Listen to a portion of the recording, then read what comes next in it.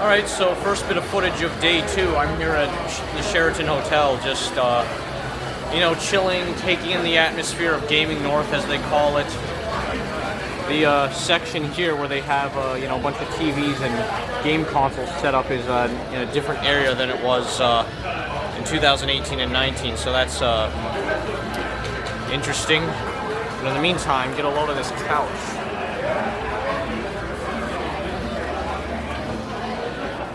Nice couch, kinda, yeah.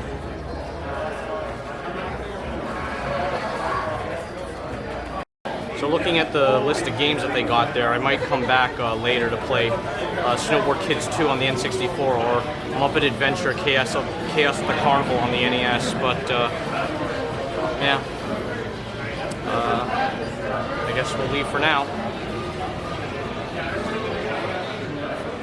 Phones.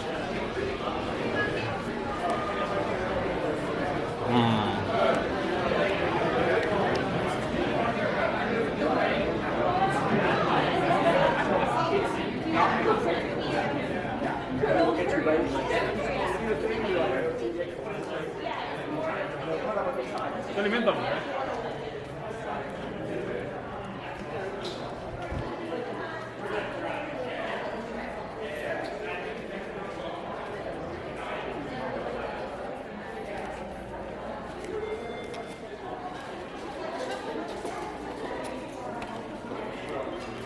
TV with nothing on it. Anyone going to the Montanas there?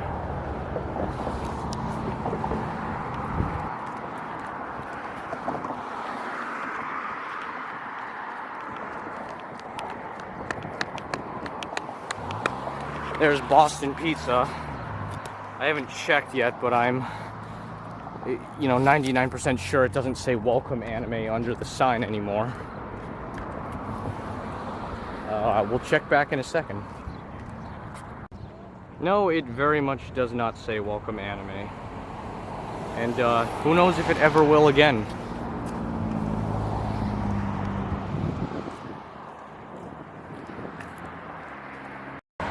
See, look, on the other side too, it does not say welcome anime.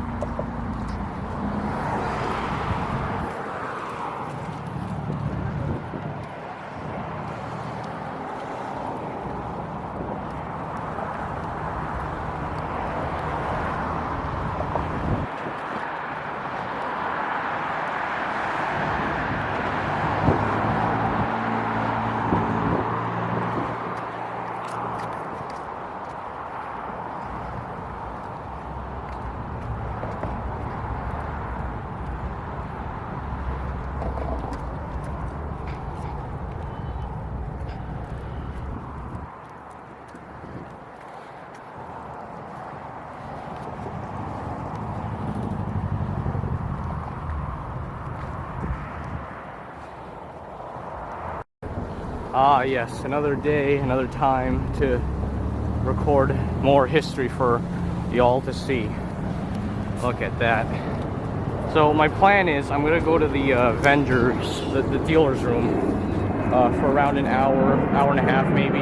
Then I'll go get some grub. It's a plane. I'm not gonna focus on that plane anymore. And then I'm gonna go attend a panel that has to do with getting into anime voice acting. That's something I'm particularly planning on doing, but hell, I'll check it out for a bit. Let let me change here. After, oh my god, my face really isn't in focus all that much. Okay, now it is. After all, one of the Twitch streamers I watch is, you know, an anime voice actor who's been in the business since 1995, Jessica Calvello. Nice person. Check her out.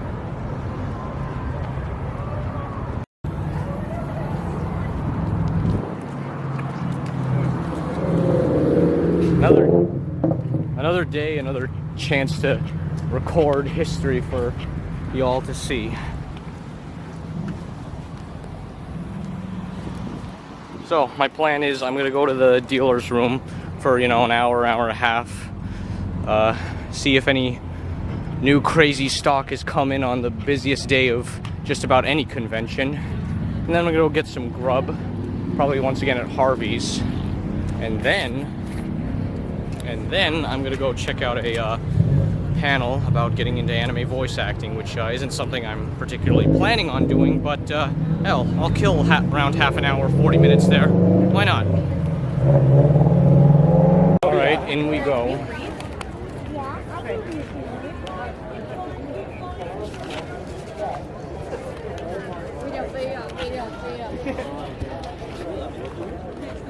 So we can get in for here.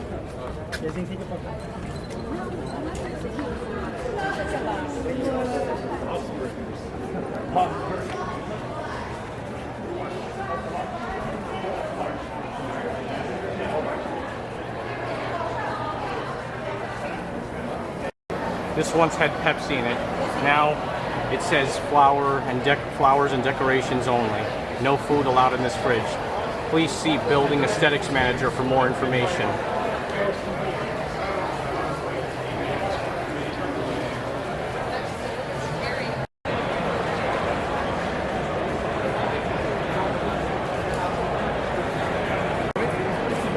Yeah, and it comes with all of them on cartridge.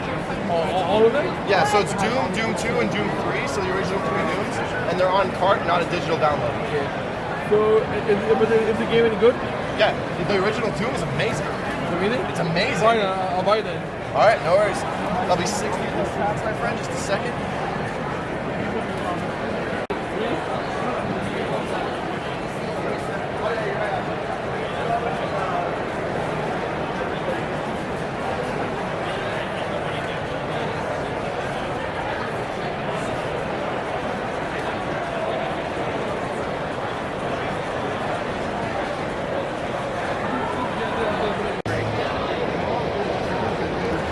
I mean, I got in a while ago, but I signed up.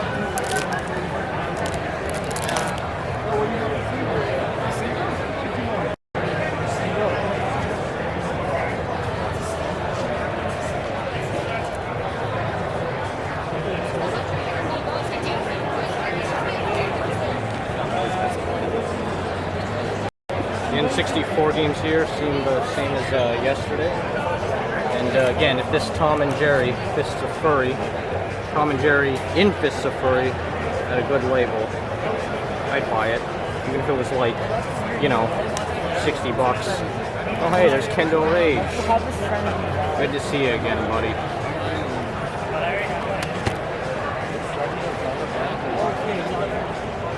Man, the last one was like 100, the show before was 60 bucks. First, second one, 60, and then it was like up to 100.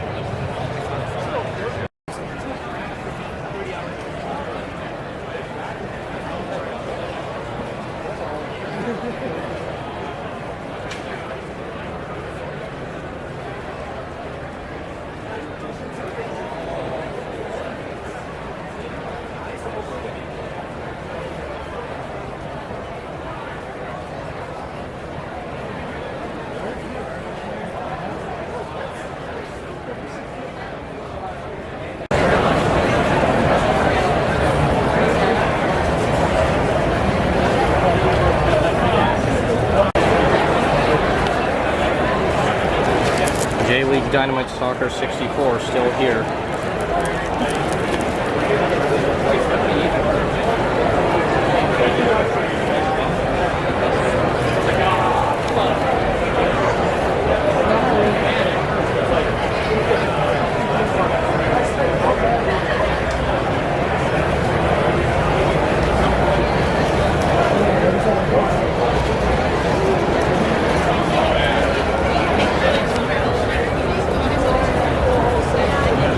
Game Gear.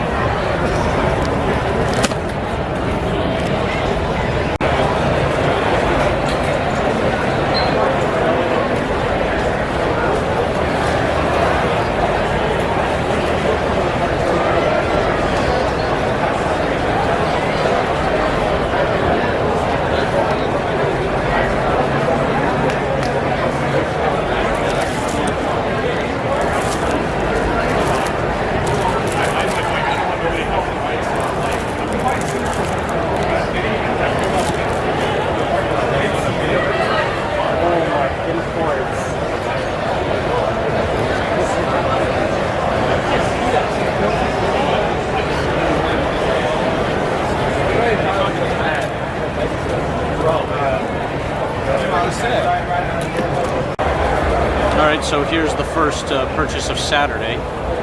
Magical Torurutu-kun on the Game Gear. So you can see there's a $25 sticker on there. But I handed him a $20 bill and I said, can we do 20 for it? And he said, sure thing. And well, yeah, here it is. Pretty cool.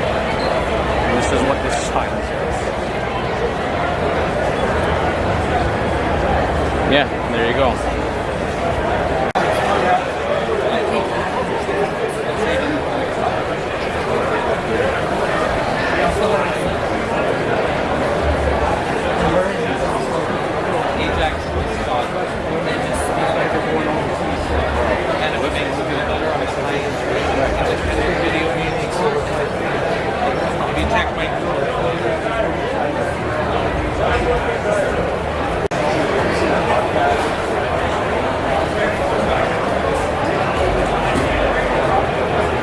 So we got games over here. Didn't have loose N64 games out for display yesterday, but since they brought them out, I managed to score Tom and Jerry and Fists of Furry. Come on, camera focus. There we go. Hell yeah.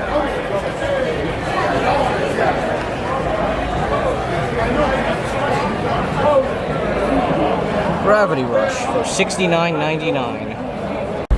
And now here's Tom and Jerry, and oh shit, that's zoomed in, fuck. And now here's Tom and Jerry and Fists of Furry, right in front of the Harvey's drive-thru.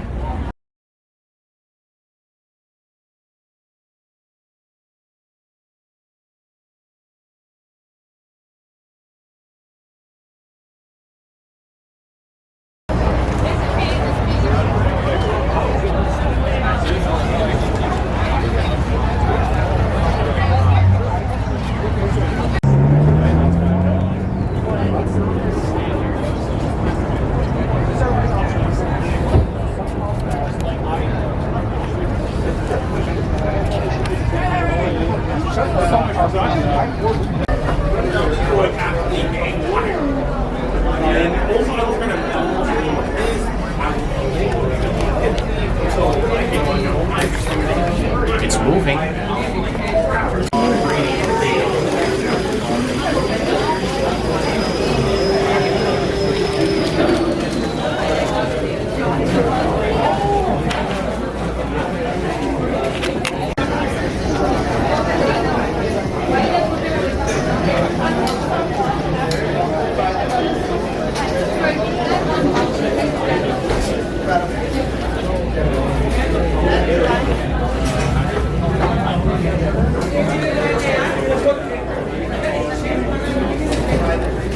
Got a buffalo chicken sandwich with onions and pickles, rings, 8 cinnamon sugar donuts. Come on, focus. There we go. And Pepsi, no ice. And a lovely view from outside.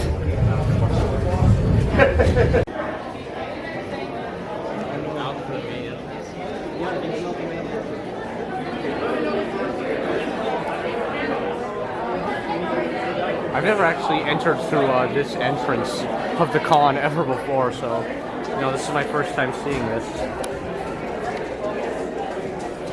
There's Tom and Jerry, Fists of Furry, chilling in my bag. There's my Pepsi.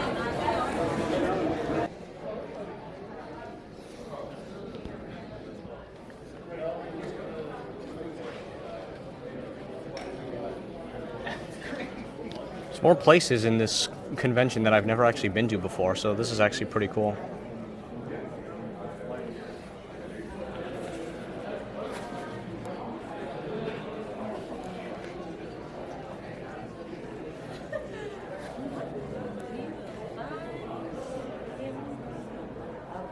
Look at those fancy red lights. Oscar Peterson lobby. I almost said library. And there's a mirror on this side, but on there, it's lights.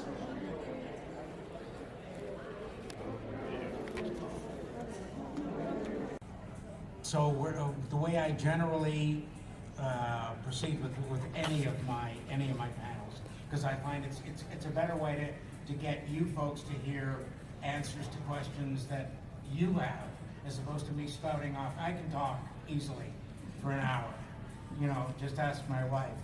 And I can talk and talk and talk like I'm doing now. But what I really like is I will give you an introduction, then I tend to throw it open. Okay? That was, believe it or not, my wife right on cue, right? What a sec, guy. You don't think these things are listening? Just get things. I'm just going to turn this off. Okay. You know what? Right in front of you, I'm going to do this. And blame you. There we go. Thanks. She'll need you all now. So I will then throw it open to you. I'll give you a brief introduction to what I do. Most of you, I suspect, have done some investigating and know that I've been in the business close to 5.5 decades. I know, I don't look it, but still, and I'm still working, and you can still work at a somewhat advanced stage that'll show you, as long as you've got the ability to think and the means to get to a studio, or at least get to a microphone in your own home that is properly set up. You can work in voice work. Ageism doesn't quite apply the same as it does to on camera, because there are people who are 30 who sound 16, and they can do the voices of 16-year-olds. But the one thing is, when you get older, it's tougher to do younger voices when you're young. I was doing voice of 80-year-olds when I started out when I was in my early 20s. It gets a little more difficult to get way up there when that hurt actually. When you are older. So I'm going to throw it open to questions. The microphone there, I trust that microphone is open. If not, it's a great acting lesson, theatrical, mind you, to be able to talk over a room that's full of baffles, which is basically what each of our bodies is. Okay? So, you can start out a career and just jump right in with absolutely nothing. There are people who are born, whether it's a gift from nature, the universe, God, whatever you choose to call, whatever sort of guides us and gives us what we have. I like to call it my mother. And some people are just naturals. They can walk in, don't have to really prep. There's just something in them. But by the same token, there are people who are great accountants because all the numbers and figures just don't rattle around in their heads like for most of us, and they can do it. Being a doctor is different. I'd like my doctor to be trained, but, so it doesn't apply to every profession, but it certainly does to most. Well, that's okay, but to actually take what's going into your head and have it come through the body and out over the larynx and out the mouth is a totally different story. So, as a recap on the entire topic, the inclusions in the topic, yes, you need lessons by someone who is proficient and someone you trust. Yes, you do need a demo because there is an amazing amount of competition. I've done this panel off and on for almost 20 years. And the crowds get bigger and bigger and bigger and bigger as more and more people become fascinated with anime. Media is ever present. We're advertised to the limits. And I'm talking about both disciplines, animation and commercial work. Because if you want to be a working voice actor, you have to do both. I've got a panel tomorrow that deals with, do I have to choose? So I'll let you in on a little secret. You don't have to come to that panel. No, you don't have to choose. It'll choose you. Because you can't be just a part, it's almost like being a part-time participant. And in terms of getting an agent, well, you do your demo, and you need 2 different demos, by the way, if you want to do both sides of that voice equation. And your agent is going to say, yeah, that's a great animation demo, interesting voices. Where are your commercial reads? Because as much as animation is probably more fun, there's another kind of fun that commercials bring, and that's money. And boy, it is fun. Let me tell you, you can do a lot more with money than without it. There's no question. And commercials provide residuals. They provide all kinds of wonderful things. Unless, of course, if you're non-union, it changes the whole spectrum. I'm going to talk to you from more or less and it's professional with, I would call it a small PP. You can be a professional and non-union, but know that most of the work out there now is union work. The amount of, you're probably 95% of you are probably anime fans. A lot of that is done non-union, but know that when you do it non-union, there are no residuals unless you sign some kind of agreement.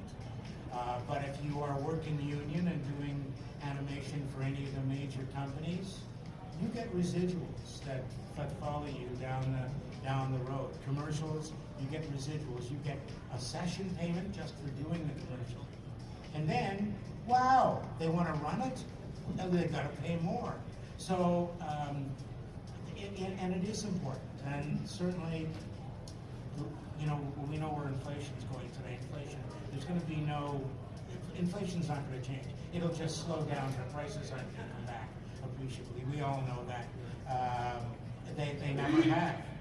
That's why, bread today is $4.99 for a loaf of bread, and it used to be 15 cents. Well, that's the way it's going to be. So getting into a profession, part of what you have to consider is not just the fact that you love it, but the fact that you're going to make some money at it. It's really critical. It sounds a little crass, but when you really think about it, it is important. You got to eat, you got to sleep, you need a roof, you need warmth, you need transportation. We need all of those things, and so it's important to know that you've got to apply yourself to both sides. Now that was an amusing hour with John Stalker. Capcom Fighting Evolution for the PlayStation 2.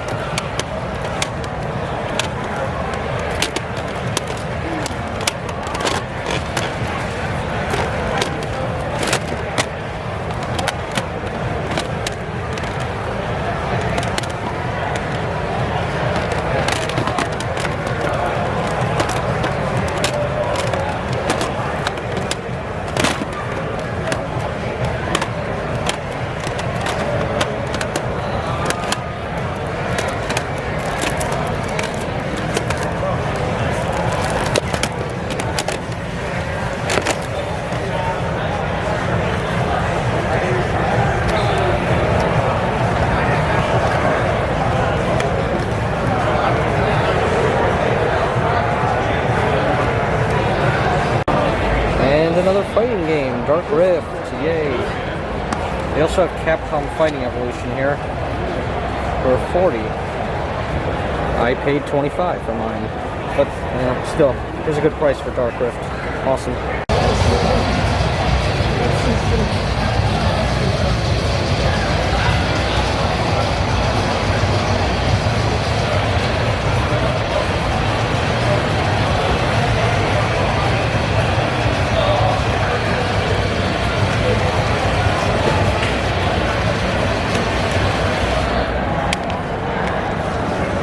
There's Shinobi Legions again.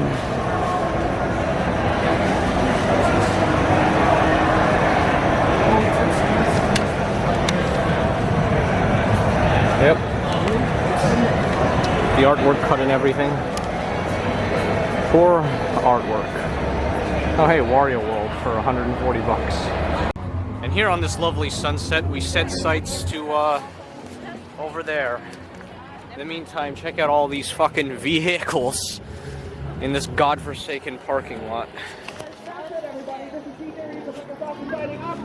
There's the tower again. Witness everyone leaving the dealer's room. Yeah, that's right. Because it's, what time is it? 8:03. You know, that location right there that you see, that's used to have a bunch of Japanese Nintendo 64 games, amongst, you know, many other games, of course. But, you know, there were various Japanese N64 games laid out there, and that was the same spot in Anime North 2018, where I bought my copy of Super Beat 'em On Battle Phoenix 64. And now, instead, there's a bunch of anime figures and other nonsense there. Emergency exit, do not block. Fire route, tow away zone. Municipal code 134. 26. Well, here I am at the TTC North building. There's a masquerade going on. I didn't really plan to watch it. I just wanted to come in here because I've never been in this part of the con before. And yeah, I'm just chilling, you know, reading the book a bit. Sitting against this finance wall. And yeah, there's a sunset coming for ya. Check out Momiji's Anime North bucket list here. Can you read that? Well, you should be able to. Let's get another good look at the book.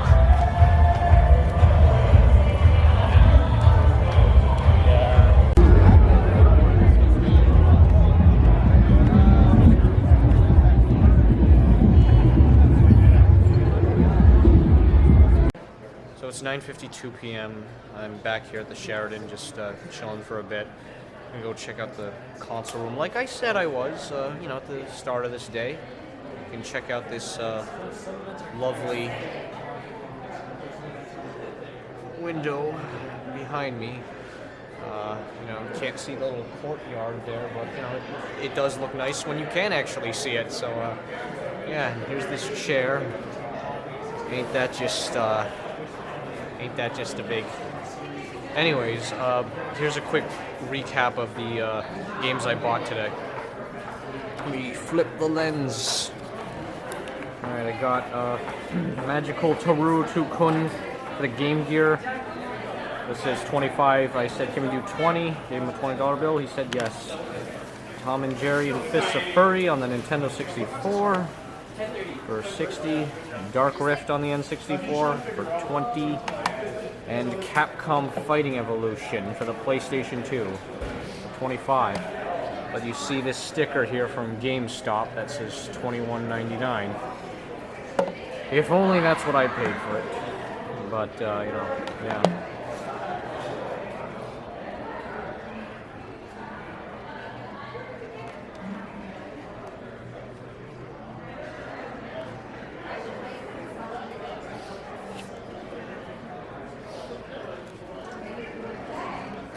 Alright, so I'm here with Snowboard Kids 2. And get a look at the outside. But yeah, there's Snowboard Kids 2. This N64 does not have the expansion pack, so if you want to play Majora's Mask, Donkey Kong 64, you know, most of Perfect Dark or whatever else might, you know, benefit from the expansion pack, you're fucked. Anyways, let's turn this on.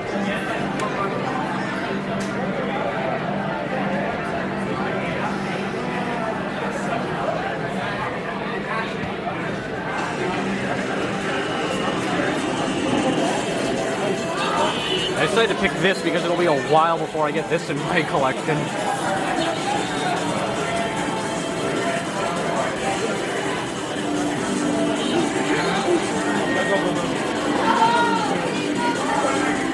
Alright, we're not gonna watch the whole intro. Let's go to auctions. Coins on course, shops on course, change laps. To the title screen. Yeah. That PS2 right there has been giving people trouble. Just doesn't function right. This PS2, on the other hand, playing Mega Man X Collection, works like a fucking charm.